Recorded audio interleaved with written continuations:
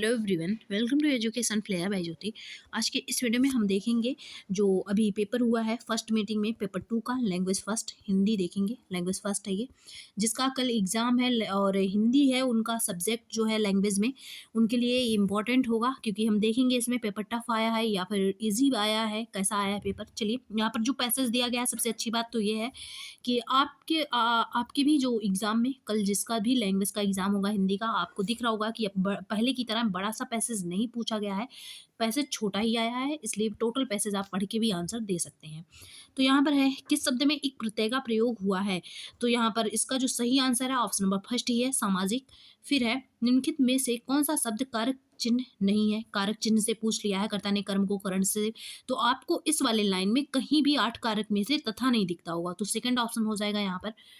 फिर है प्रचलित परंपराओं के औचित्य के बारे में सोचने की प्रेरणा कौन देता है, तो इस जब पैसेज में से आप ढूंढेंगे तो आपको मिलेगा कि सोचने की प्रेरणा जो है शिक्षा के द्वारा मिलती है, क्योंकि ये शिक्षा पर ही बेस्ड है ये पैसेज। नेक्स्ट देखते हैं क्वेश्चन नंबर 94, गद्यांश के अनुसार कौन सा वाक्य सही है, तो हमें बताना है गद्यांश के अनुसार कौन सा वाक्य सही है, तो इसके अनुसार ऑप्शन नंबर 4 वाला सही हो जाएगा कि संस्कृति हमेशा प्रगतिशील है, ये पैसेज में आपको मिल जाएगा। फिर क्वेश्चन नंबर 95 है, कोई भी संस्कृति किसी देश काल के सापेक्ष होती है, इस वाक्य से क्या आशय है। देश काल के सापेक्ष होती है, इस वाक्य से हमें बताना है, इसका मतलब ये है कि देश के अकॉर्डिंग ये स्थान देश चेंज हो रहा है, मतलब स्थान चेंज हो रहा है और स्थान के अनुसार स्वयं में परिवर्तन होता है। सेकंड ऑप्शन यहाँ पर सही हो जाएगा। संस्कृत में तरह तरह के, ये कटा हुआ क्वेश्चन है, क्वेश्चन नंबर 96 यहाँ पर देखते हैं, संस्कृति पर तरह तरह के प्रभाव पड़ते हैं, यह बात कैसे समझी जा सकती है, तो ये बात कैसे समझी जा सकती है जब जब शिक्षा को संस्कृति से जोड़ कर देखा जाए, तो ऑप्शन नंबर 3 सही हो जाएगा कि संस्कृति पर अलग अलग प्रभाव पड़ते हैं, जब आप उसको पढ़ेंगे समझेंगे तब जानेंगे। थर्ड ऑप्शन सही हो जाएगा इसमें। नेक्स्ट क्वेश्चन नंबर 97, शिक्षा को किस प्रकार के कार्य के रूप में देखा गया है, तो शिक्षा को किस प्रकार के कार्य के, सांस्कृतिक पैसेज में ये मिलेगा।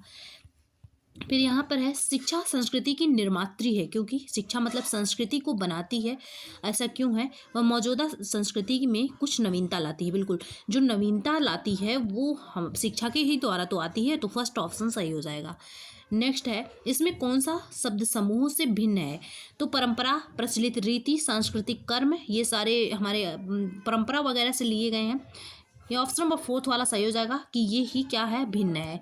नेक्स्ट ये आपका पद्य दिया गया है, इसके पहले गद्य आया हुआ था, छोटा ही है, देखिए ये इतना ही बड़ा है, आपसे भी टेंशन मत लीजिएगा, क्योंकि जिस हिसाब से ये लेवल 2 है, मतलब कि पेपर 2 का है ये लैंग्वेज, उस हिसाब से इजी ही आया, बहुत टफ नहीं आया है। तो इस प्रकार जिसका जो है कल एग्जाम है, चाहे वो पेपर 1 हो या फिर पेपर 2 हो, आपका पहली बात तो ये है कि पैसा छोटा आएगा तो आपका टाइम बचेगा, ये सबसे अच्छी बात तो ये है यहाँ पर।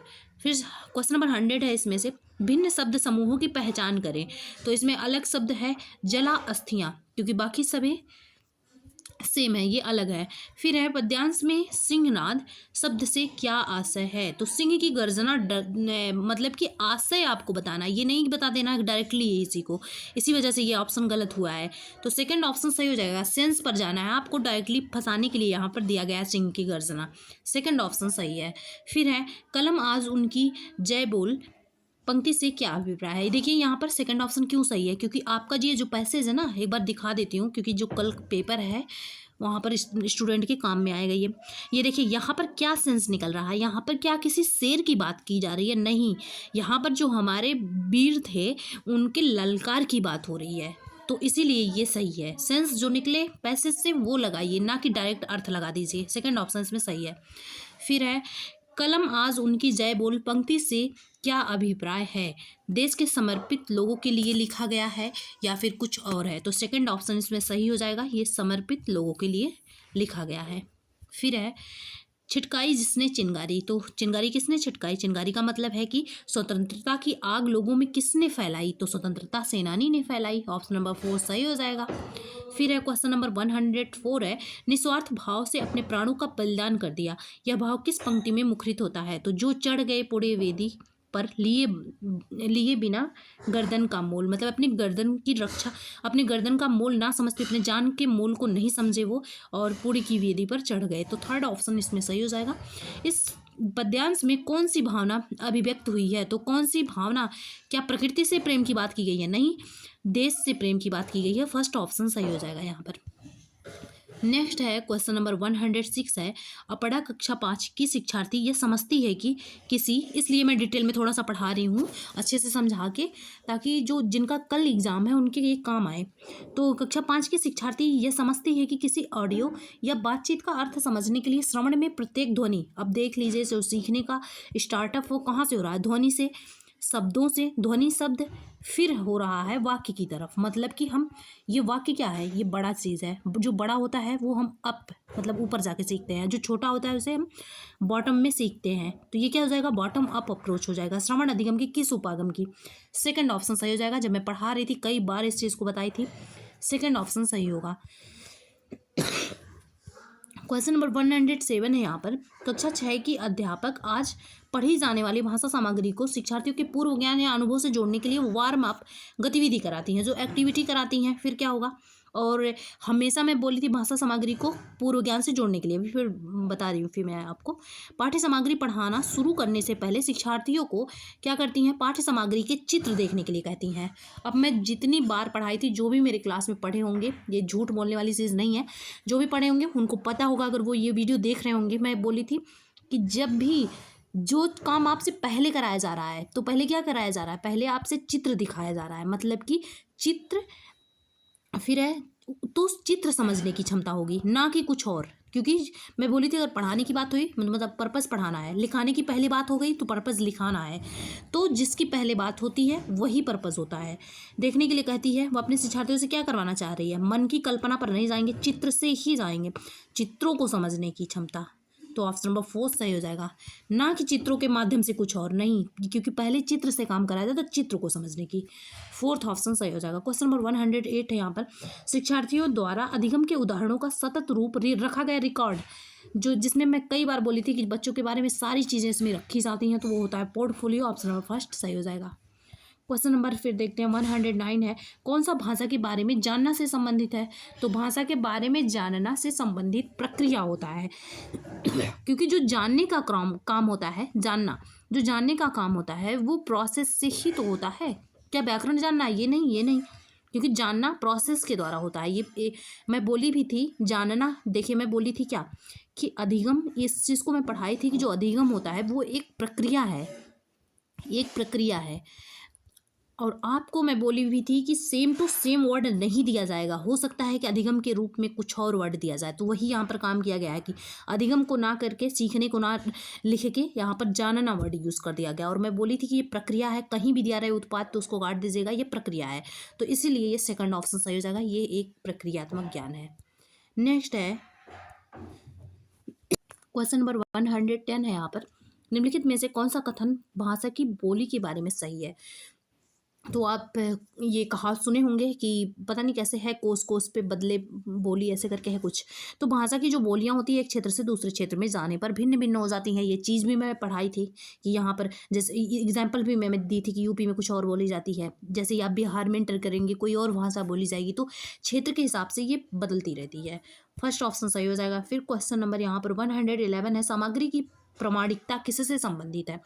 तो जहाँ पर, ये हमेशा मैं बोली थी कि जहाँ पर वास्तविक संदर्भ की बात की जाए या रियलिया की बात की जाए तो वो सही होता है। तो जीवन के वास्तविक संदर्भों में विकसित लिखित सामग्री, थर्ड ऑप्शन सही हो जाएगा।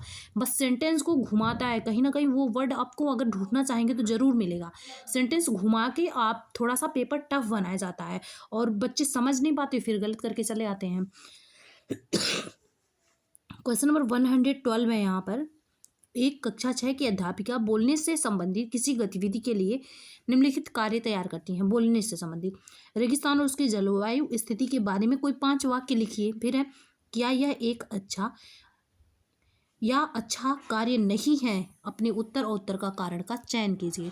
तो ये बताइए कि अगर बोला जा रहा है कि रेगिस्तान और उसकी जलवायु की स्थिति के बारे में कोई 5 वाक्य लिखिए, तो आप अपने हिसाब से वाक्य लिखेंगे ना रेगिस्तान के बारे में, तो ये तो अच्छा कार्य है। फिर क्या होगा, यह एक अच्छा कार्य है क्योंकि शिक्षार्थियों ने भूगोल की किताब में रेगिस्तान के बारे में पढ़ा होगा, इसलिए उनके बोलने के लिए ये सामग्री है। फर्स्ट ऑप्शन बिल्कुल सही हो जाएगा, ये फर्स्ट ऑप्शन यहाँ पर सही है। नेक्स्ट देखते हैं क्वेश्चन नंबर 113 है यहाँ पर, निम्नलिखित में से कौन सा विदेशी भाषाओं के अध्ययन के संदर्भ में राष्ट्रीय शिक्षा नीति NEP 2020 में सही नहीं है। तो यहाँ पर विदेशी भाषा को त्रिभाषा सूत्र के अंतर्गत अध्ययन की जा रही 3 भाषाओं में नहीं रखा गया। तो जो इंग्लिश थी, क्या हमारे देश की भाषा थी ये? नहीं। जिसको एसोसिएट ऑफिशियल लैंग्वेज के तौर पर रख लिया गया है, तो क्या हमारे देश की थी? नहीं थी। तो ये गलत है स्टेटमेंट, थर्ड ऑप्शन सही हो जाएगा। विदेशी भाषा को भी सिखाने का इसमें पर्पज़ है। फिर है, बहुत से भारतीय जो नौकरी के लिए विदेश जाते हैं वे उस स्थान की भाषा सीखते हैं। इस प्रकार की प्रेरणा को क्या कहा जाता है? तो इस प्रकार की प्रेरणा को कहा जाएगा आपका ऑप्शन नंबर सेकंड वाला, समाकलनात्मक प्रेरणा। प्रेरणा, क्योंकि समाकलन मतलब क्या होता है? इंटीग्रेटेड, किसी चीज को अपने अंदर जोड़ लेना। तो अगर कोई विदेश जाके भाषा सीखता है, इसका मतलब समाकलन का जिसको अर्थ पता होगा ना वो लगा लेगा इसको। समाकलन का अर्थ होता है जोड़ना। ये मैथ में ज़्यादातर वर्ड यूज़ किया जाता है। समाकलन का अर्थ होता है जोड़ना किसी चीज़ को। तो जो अगर बाहर जाके कोई भाषा सीख रहा है तो इसका मतलब उसे ज्ञान को जोड़ने की प्रेरणा है। तो सेकेंड ऑप्शन सही हो जाएगा। फिर है, भाषा अधिगम में सर्वांगी दक्षता क्या है? तो जो सिस्टमैटिक तरीके से भाषा अधिगम में दक्षता होता है वो क्या होता है? फिर है, मैं बोली थी इसमें अपने विचारों को किसी के सामने रख पाना, भाषा का प्रयोग कर पाना। तो चलिए देखते हैं, सिस्टमैटिक वर्ड यूज़ किया गया है। इस बात को समझना और प्रयोग में लाना कि भाषा एक व्यवस्था के रूप में कार्य करती है। तो सबको पता है भाषा एक व्यवस्था के रूप में कार्य करती है। फर्स्ट ऑप्शन सही हो जाएगा। व्याकरणिक नहीं, संरचनात्मक नहीं, ये नहीं। ऑप्शन नंबर फर्स्ट सही है। क्वेश्चन नंबर 116 है। यहाँ एक पाठ्य सामग्री या कुछ कथन है, पता लगाइए कि पाठ्य सामग्री किस भाषा प्रयुक्त का प्रतिनिधित्व कर रही है। तो देखते हैं यहाँ पर, भारत का संविधान, अब आपको पता चल गया होगा किसके बारे में बात हो रही है। फिर है, प्रत्येक व्यक्ति को समान रूप से देखता है। इसका तात्पर्य हुआ कि देश में प्रत्येक व्यक्ति, महिला पुरुष, सभी धर्मों, जातियों, आदिवासी, शैक्षिक और आर्थिक पृष्ठभूमि के सभी को समान रूप से देखना। इसका तात्पर्य यह है कि असमानता समाप्त हो चुकी है। असमानता नहीं होनी चाहिए। कम से कम लोकतांत्रिक भारत में सभी व्यक्तियों की समानता का सिद्धांत मायने रखता है। तो ये क्या होगा? इसमें देखिए थोड़ा सा कन्फ्यूज़न है। ये सामाजिक में भी आ रहा है और ये जो है ये इसमें भी आ रहा है। तो ये वाला थोड़ा सा कन्फ्यूज़न है। कुछ यहाँ पर मतलब कुछ पॉइंट्स को देखें तो ये सही लग रहा है, कुछ पॉइंट्स को देखें तो राजनीति भी सही लग रहा है, क्योंकि संविधान वगैरह की यहाँ पर बात की गई है। तो कुछ ऐसे क्वेश्चन आते हैं। अब ये आयोग के ऊपर है कि वो क्या मानेंगे, क्योंकि यहाँ पर दिया गया एक पाठ्य सामग्री या कुछ कथन, पता लगाइए कि पाठ्य सामग्री किस भाषा का प्रतिनिधित्व कर रही है। तो किस भाषा का प्रतिनिधित्व कर रही है? राजनीतिक भाषा भी इसमें है, आपको दिख रहा होगा, और थोड़ा सा समाज के भी बारे में बात की जा रही है, तो ये भी है। तो इस प्रकार से हम इसमें थोड़ा मतलब कि कन्फ्यूज़न वाला ये क्वेश्चन है। ये आयोग के ऊपर निर्भर करता है कि वो आंसर की में क्या मतलब एक्सेप्ट करते हैं। फर्स्ट यहाँ देखते हैं क्वेश्चन नंबर 100, जो भी है यहाँ पर दिख नहीं रहा है। कौन सा कार्य समेकित अधिगम कौशलों को समुन्नत करता है? समेकित अधिगम कौशल, समेकित अधिगम कौशल वो होता है ऐसा स्किल जिसमें LSRW सारे आ जाएं। तो ये होगा रोल प्ले। रोल प्ले कई बार आपको बताई थी कि इसमें बच्चे अपने विचार रखते हैं, इसलिए ये अच्छा माना जाता है। अगर किसी को कुछ नहीं आ रहा होगा ना तो भी वो रोल प्ले लगा के आएगा, क्योंकि अगर क्वेश्चन ना समझ में आए तो कोई ऐसा ऑप्शन में मतलब पॉइंट या टर्म पकड़िए जिसका अर्थ जो है पॉजिटिव में निकल रहा हो। तो रोल प्ले में बताई थी कि बच्चे को बस रोल दिया जाता है, वो बाकी वो अपने विचारों को रखता है। वो किस वे में रखेगा, उसे बोलने की भी पूरी क्षमता, पूरी मतलब की स्वतंत्रता होती है, इसीलिए इसे अच्छा माना जाता है। तो फर्स्ट ऑप्शन यहाँ पर सही हो जाएगा। नेक्स्ट क्वेश्चन है, क्वेश्चन नंबर यहाँ पर 118 है। कौन सी शास्त्रीय भाषा नहीं है? तो शास्त्र जिसमें नहीं लिखे होंगे, संस्कृत में तो आपको पता ही है कि हमारे जितने भी शास्त्र हैं लगभग संस्कृत में लिखे जाते हैं। तेलुगु हो सकता है, तमिल वहाँ का कोई जो है शास्त्र वो लिखा जाता हो यहाँ ये, लेकिन हिंदी में हम जनरली नहीं सुनते। तो फोर्थ ऑप्शन यहाँ पर सही हो जाएगा, हिंदी। नेक्स्ट है, देखिए कुछ एक क्वेश्चन ऐसे आएंगे, 2-4 क्वेश्चन तो जरूर ऐसे आएंगे कि जो टफ होंगे लगेगा, लेकिन हमें जरूरी थोड़ी कि हम 30 में से 30 लाएंगे तभी पास होंगे, ऐसा तो है नहीं। हम 26 लाए, 25 लाएं तभी तो अच्छा नंबर है। अगर ऐसे हम हर पार्ट में मतलब लाए, जैसे मान लीजिए हिंदी में 25 लाए और 25 आपका CDP में भी आ गया, 25 आपका मान लीजिए इजी वाले में हम भी लेते हैं, फिर EVS जो है इसमें भी 25 आ गया, तो 25 या 75 नंबर तो यही हो गया। आपको 15 नंबर और चाहिए पास होने के लिए। अब क्या आपका मैथ बच रहा है और दूसरा लैंग्वेज जो बच रहा है इंग्लिश या संस्कृत, अगर इसमें से आप 10-10 नंबर भी लाते हैं तो भी आप पास हो जाएंगे, 20 70-20-90 हो जाएगा, 95 हो जाएगा, ठीक है। तो हमारा जो टारगेट होता है वो 30 में 30 कर लेना, नहीं हमें पास होना है।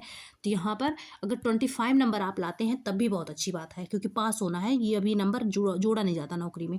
तो फोर्थ ऑप्शन सही हो जाएगा। निम्नलिखित में से कौन सी युक्ति संदर्भ में व्याकरण शिक्षण से संबंधित है? तो व्याकरण शिक्षण से संबंधित व्याकरण में स्कीमा सोच विचार किया जाता है। देखते हैं, संदर्भ में भाषा की सामग्री प्रस्तुत करना, ध्यान भाषा की सामग्री की ओर दिलाना, जीवन की वास्तविक परिस्थितियों में भाषा प्रयोग योग्य बनाना। आपको पता है कि सारा काम माइंड से हो रहा है, जब माइंड से काम होता है तो स्कीमा हो जाएगा, फर्स्ट ऑप्शन सही हो जाएगा। फिर है खोजबीन के द्वारा नियमों की ओर दिलाना। एक तो यहाँ स्कीमा भी लग रहा है व्याकरण शिक्षण में, और दूसरा ये भी लग रहा है कि सामग्री की ओर दिलाना, जीवन की वास्तविक परिस्थितियों में भाषा प्रयोग की योग्य बनाना, उदाहरण वगैरह दिया जा रहा है, तो उदाहरण से नियम की तरफ जाएंगे तो निगमन विधि भी, हालांकि ये सही लग रहा है ज़्यादा, लेकिन इसके भी सही होने का चांसेस है।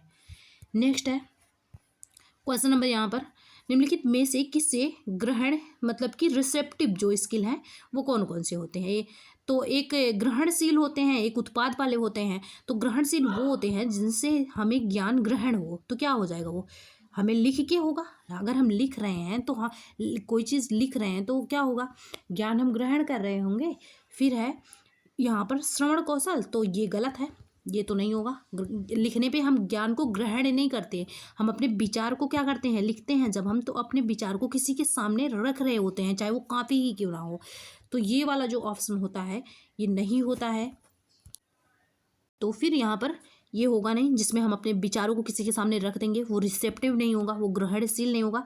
जिसमें हम ज्ञान को ग्रहण करें, तो सुनेंगे तब हमें कुछ ज्ञान आएगा, पढ़ेंगे तब आएगा। तो फोर्थ ऑप्शन इसमें सही हो जाएगा, श्रवण एंड पठन, फोर्थ ऑप्शन सही होगा। कुछ क्वेश्चन होंगे जो कि कन्फ्यूज़न वाले हो सकते हैं, और जिनका आंसर जो है आयोग के ऊपर बेस्ड होता है। लेकिन ये जो पेपर का पैटर्न है बहुत टफ नहीं आया है। हाँ, इतना ज़रूर है कि इसमें से आप 25 नंबर नहीं, अगर अच्छे से नहीं पढ़ के गए हैं तो 25 नंबर पा जाएंगे हर हाल में। और अगर नहीं अच्छे से पढ़े हैं फिर भी 15 से 20 नंबर का क्वेश्चन कर सकते हैं, क्योंकि 3 से 4 नंबर से ज़्यादा कोई क्वेश्चन टफ नहीं है। ज़्यादा से ज़्यादा 5 क्वेश्चन इसमें टफ हैं बस। चलिए, टफ क्या, कन्फ्यूज़न वाले थोड़े से हैं। मिलते हैं नेक्स्ट वीडियो में। अगर कोई मतलब कि है कोई पेपर अवेलेबल होता है तो मैं करवाती हूँ, CDP का भी। चलिए, ओके, थैंक्स फॉर वॉचिंग।